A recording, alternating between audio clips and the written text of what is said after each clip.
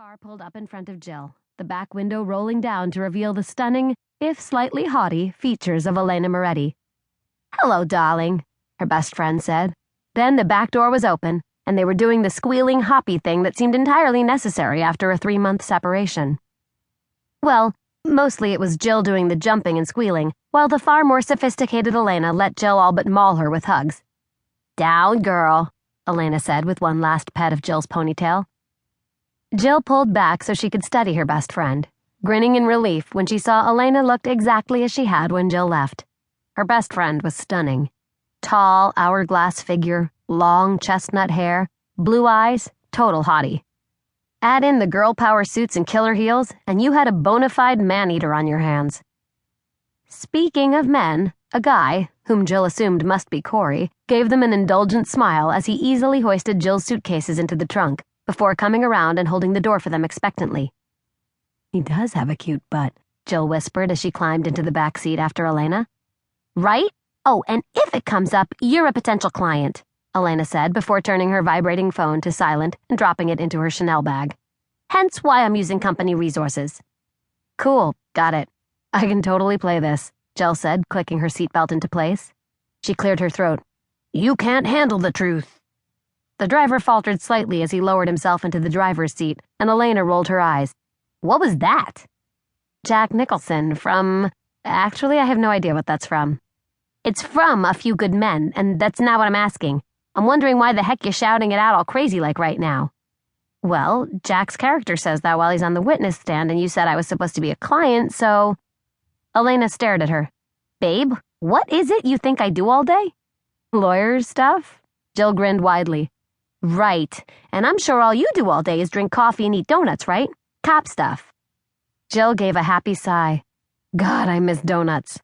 Florida doesn't know how to do them right, and Mom decided that going without sugar was going to be her thing during her 60s. Layne looked horrified. "No wine? That has sugar." "Yeah, I think she conveniently ignores that." "How is she?" "Better now," Jill said, getting her mobility back and all that. A broken collarbone and hip were a nasty combination for anyone, but it had been especially hard on Carrie Henley, who prided herself in being an active, young 60-year-old. One day she'd been running a 5K, and then next she'd missed a step carrying her laundry basket down the stairs and been almost completely laid up for months.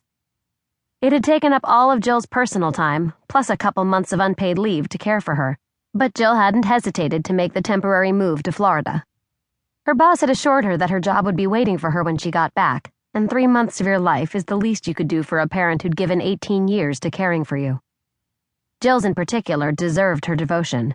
Jill's dad had dropped dead of a heart attack at 41, leaving Carrie to raise a headstrong, read bratty, daughter all by herself. "I'm glad she's better. I love you, Mom. I wish she'd come up to New York more often." "You wouldn't say that if you had to listen to her complain about the pigeons and the subway and the weather." "Could be worse.